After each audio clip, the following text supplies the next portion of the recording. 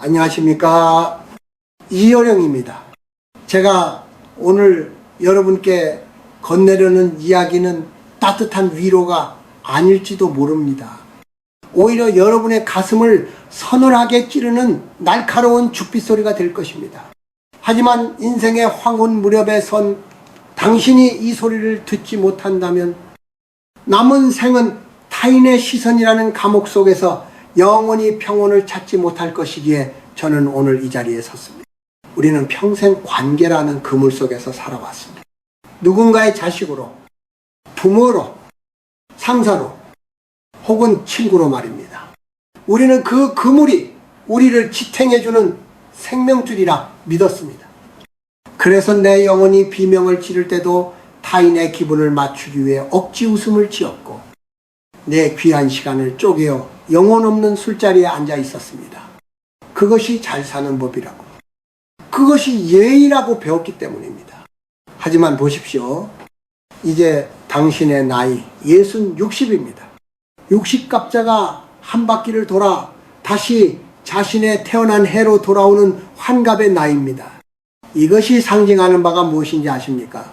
그것은 지금까지 입고 있던 사회적 페르소나, 즉 타인이 만들어준 당신의 겉껍데기를 벗어던지고 비로소 진짜 나로 태어나야 한다는 하늘의 신호입니다. 60세는 단순히 늙어가는 나이가 아니라 사회적 관계 속에 나는 한번 죽고 영적인 자아로서 다시 태어나는 이항 대립의 지점입니다. 제가 평생 글을 쓰고 언어를 만지며 깨달은 사실이 하나 있습니다. 인간은 타인의 욕망을 욕망하며 산다는 것입니다. 내 집이 아니라 남에게 보여줄 집을 사고, 내가 좋아하는 옷이 아니라 남이 우러러볼 옷을 입습니다. 관계 또한 마찬가지입니다. 진정으로 마음이 통하는 사람이 아니라 내 명함에 도움이 될 사람, 혹은 버려지는 것이 두려워 억지로 붙들고 있는 인연들로 당신의 인생 수첩을 가득 채워왔습니다. 이제는 물어야 합니다. 그 수많은 사람 중에 당신의 임종을 지키며 당신의 고독한 영혼과 함께 침묵해 줄 이가 몇이나 되는가? 만약 당신이 예순이 넘어서도 여전히 나를 깎아먹는 관계, 나를 소모시키는 인연들을 부여잡고 있다면 당신은 스스로 자신의 영적인 수혜를 짜고 있는 것과 같습니다. 사람들은 흔히 고독을 두려워합니다. 혼자 남겨지는 것을 패배라고 생각합니다. 하지만 아닙니다. 60세 이후의 고독은 저주가 아니라 축복입니다. 잡초가 무성한 정원에는 장미가 필 자리가 없듯이 무의미한 인간관계로 꽉 찬 마음에는 인생의 참된 의미가 들어설 틈이 없습니다. 당신이 만약 지금 이 순간에도 누군가의 눈치를 보느라 밤잠을 설치고 있다면, 혹은 나를 존중하지 않는 이들에게 인정받으려 애쓰고 있다면, 당신은 지금 인생에서 가장 소중한 자기 자신이라는 손님을 문 밖에 세워두고 있는 것입니다. 60세 이후의 평온은 오직 하나, 관계의 다이어트에서 시작됩니다. 이제는 그 무거운 짐을 내려놓아야 할 때입니다. 타인의 박수가 아니라 내 안의 고요한 목소리에 귀를 기울여야 할 시간입니다. 이것은 단순히 인맥을 끊으라는 말이 아닙니다. 당신의 영혼을 갉아먹는 존벌레 같은 관계로부터 당신을 구출해 내라는 경고입니다. 오늘 이 첫 번째 이야기를 통해 당신이 쓰고 있던 그 무거운 가면을 조금이나마 벗어낼 수 있기를 바랍니다. 이제 조금 더 아픈 것을 건드려 보려 합니다. 예순이 넘은 당신의 곁에서 평온이라는 이름의 꽃이 피지 못하게 방해하는 구체적인 관계들에 대해 이야기해 봅시다. 저는 평생을 기호와 상징 속에서 살았지만 인생에서 가장 명확한 상징은 바로 에너지의 흐름입니다. 어떤 사람을 만나고 돌아오는 길에 마음이 가볍고 충만하다면 그것은 축복이지만, 반대로 온몸에 진이 빠지고 가슴 한 구석이 답답하다면 그것은 관계가 아니라 착취입니다. 가장 먼저 경계해야 할 이들은 바로 감정의 쓰레기통으로 당신을 이용하는 사람들입니다. 만날 때마다 자신의 불행을 전시하고 타인을 험담하며 세상의 모든 불공평함을 당신의 귀에 쏟아붓는 이들이 있지 않습니까? 우리는 그것을 의리나 정의라는 이름으로 참고 들어줍니다. 하지만 기억하십시오. 60세 이후에 당신에게 남은 시간은 모래시계의 마지막 모래알과 같습니다. 그 귀한 시간을 타인의 부정적인 감정을 받아내는 오물 처리장으로 허비하기에는 당신의 인생이 너무나 고결합니다. 그들은 당신의 공감 능력을 숙주 삼아 살아가는 감정의 기생충들입니다. 당신이 조언을 해주어도 그들은 듣지 않습니다. 그저 자신의 독을 배설할 대상이 필요할 뿐입니다. 이런 관계를 유지하는 것은 자비가 아닙니다. 오히려 당신의 영혼을 방치하는 직무유기입니다. 제가 늘 강조하던 메타포 인유의 관점에서 볼 때 당신의 귀는 당신의 영혼으로 들어가는 성문, 정문입니다. 그 문을 아무에게나 열어주어 쓰레기를 던지게 두지 마십시오. 두 번째는 오직 필요에 의해서만 당신을 찾는 거래적 인간들입니다. 현직에 있을 때 혹은 힘이 있을 때는 구름처럼 몰려들다가도 당신의 어깨에서 힘이 빠지기 시작하니 연락이 뜸해지는 이들. 그런데도 당신은 혹시 모를 소외감이 두려워 그들의 경조사를 챙기고 주변을 맴돌고 있지는 않습니까? 그것은 관계에 대한 집착이자 나이 들어감에 대한 비겁한 공포입니다. 거미줄에 걸린 나비는 발버둥 칠수록 더 깊이 얽매입니다. 60세 이후의 인간관계도 이와 같습니다. 나를 존중하지 않는 이들에게 좋은 사람으로 남으려 애쓰는 그 마음이 바로 당신의 평온을 앗아가는 근원입니다. 늙어간다는 것은 육체의 근육은 줄어들지언정 거절의 근육은 키워야 한다는 뜻입니다. 나를 소중히 여기지 않는 이들에게 내어줄 자리는 이제 단 한 뼘도 남겨두지 마십시오. 우리는 흔히 인맥이 자산이라는 서구적 경쟁 논리에 중독되어 살아왔습니다. 하지만 죽음의 문턱에서 돌아본 인생에서 인맥은 자산이 아니라 부채, 후자일 때가 더 많습니다. 텅 빈 전화번호부보다 더 무서운 것은 수천 명의 이름이 저장되어 있음에도 정작 마음 둘 곳 없어 방황하는 영혼의 허기입니다. 여러분, 이제 당신의 에너지 통장을 점검하십시오. 밑 빠진 독에 물 붓기식으로 당신의 생명력을 갉아먹는 관계가 있다면 오늘 당장 그 독을 깨뜨려야 합니다. 그것은 냉정한 것이 아니라 비로소 나 자신을 사랑하기로 결심한 숭고한 선택입니다.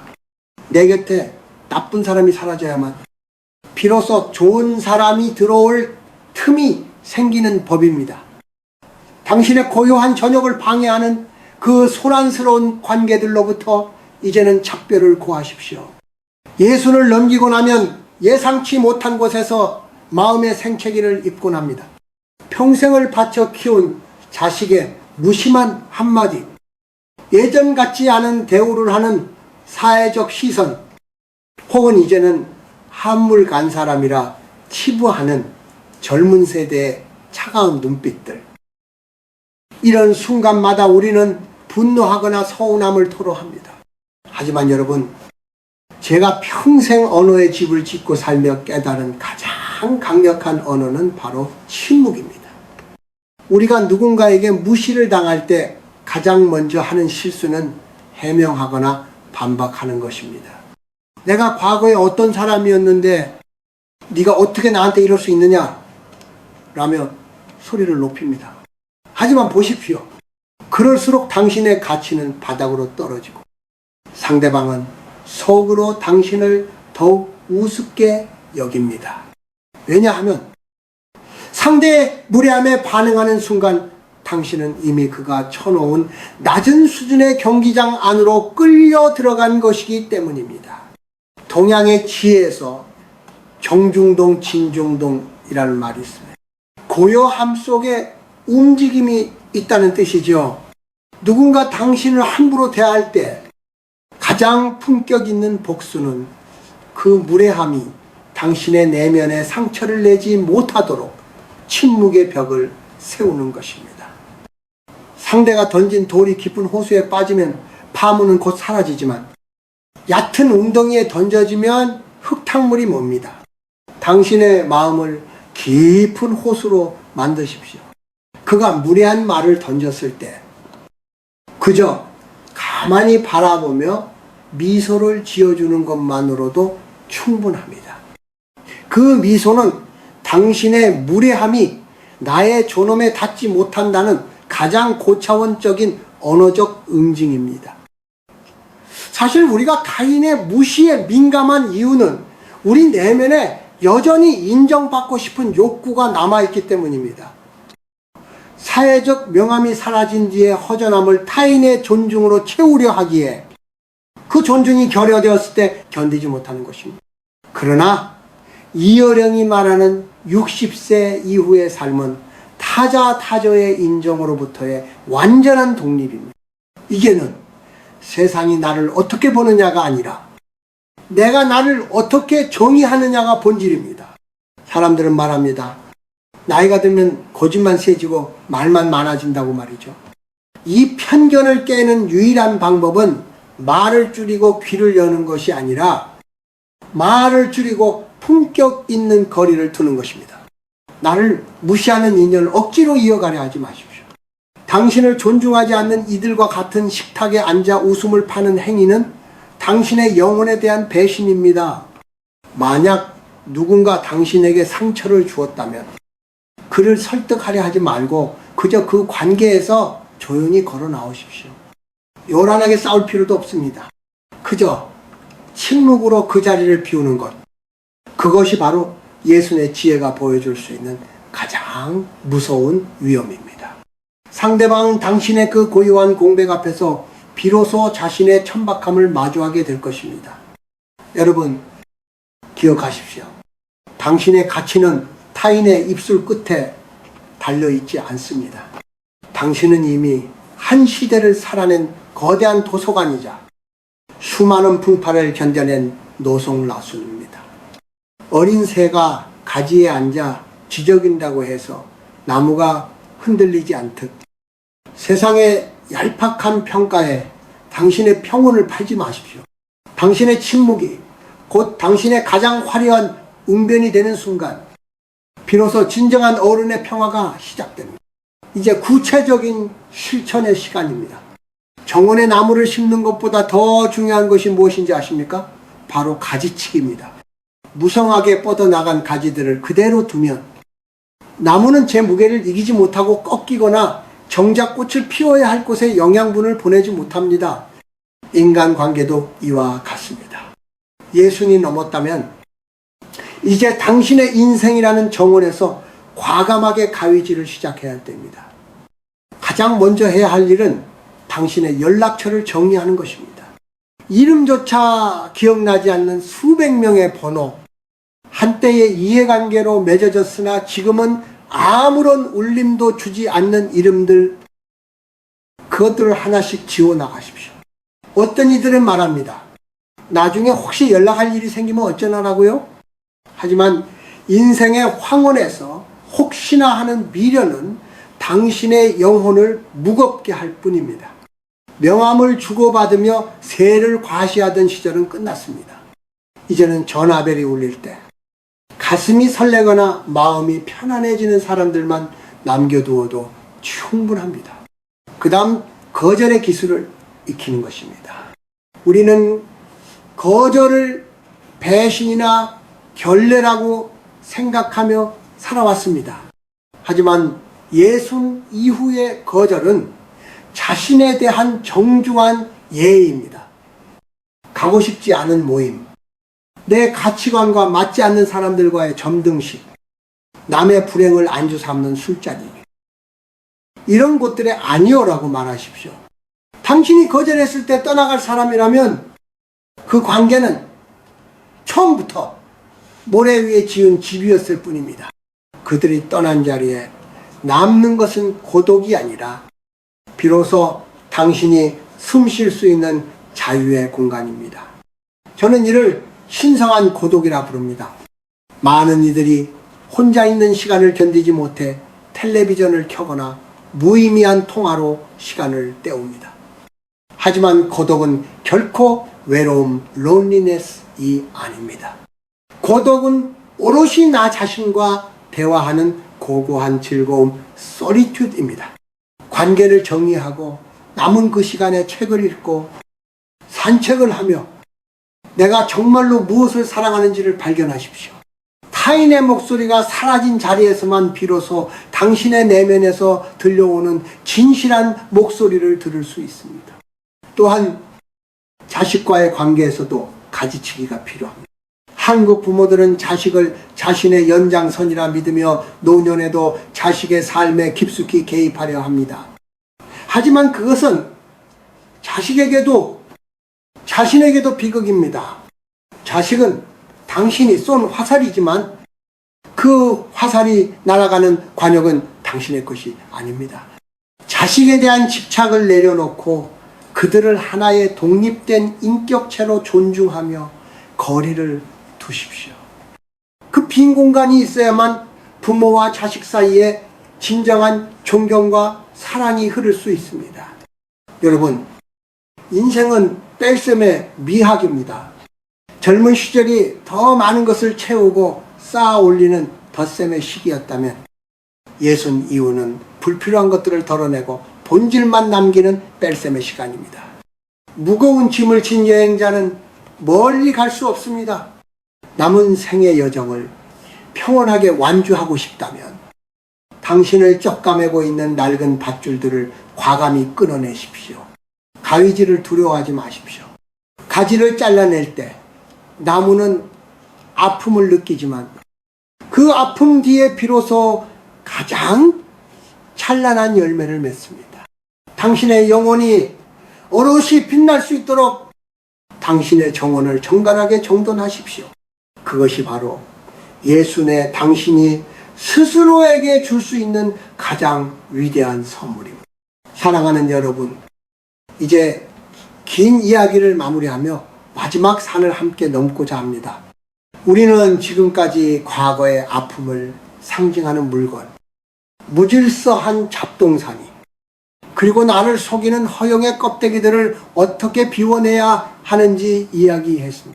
그리고 60세 이후 우리의 영혼을 갉아먹는 관계들로부터 어떻게 거룩한 단절을 선언해야 하는지도 살펴보았습니다. 이제 남은 질문은 하나입니다. 그렇게 모든 것을 비우고 홀로 남겨진 그 자리에서 우리는 무엇을 바라보며 살아야 하는가 하는 점입니다. 인생의 황혼은 결코 슬픈 종말이 아닙니다. 오히려 그것은 평생 타인의 시선과 사회의 요구에 응답하느라 분주했던 우리가 비로소 신현과 마주하고 진정한 나와 대면하는 가장 성스러운 시간입니다. 저는 평생을 지성지승의 세계에서 살았지만 암, 투병과 죽음의 문턱을 지나며 깨달은 것은 결국 인간의 평온은 밖이 아니라 안에 있다는 사실이었습니다.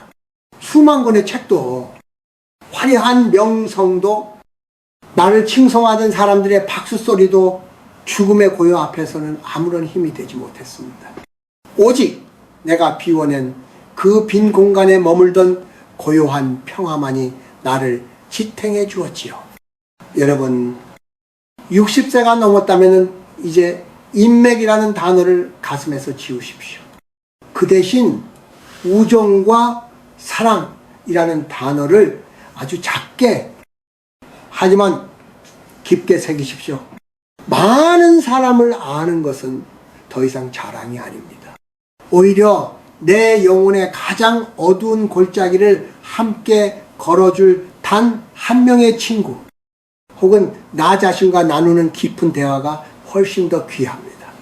비워진 그 자리에 타인의 목소리 대신 클래식 음악 한 곡을 채우고 시집 한 권의 여백을 채우십시오.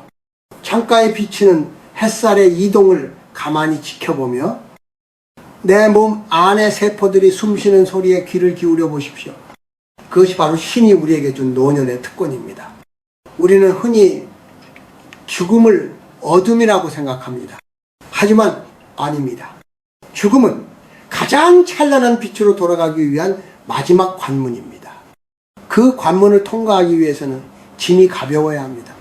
타인에 대한 원망, 자식에 대한 미련, 잃어버린 젊음에 대한 집착, 이런 무거운 짐을 진 채로는 평온의 문을 넘을 수 없습니다.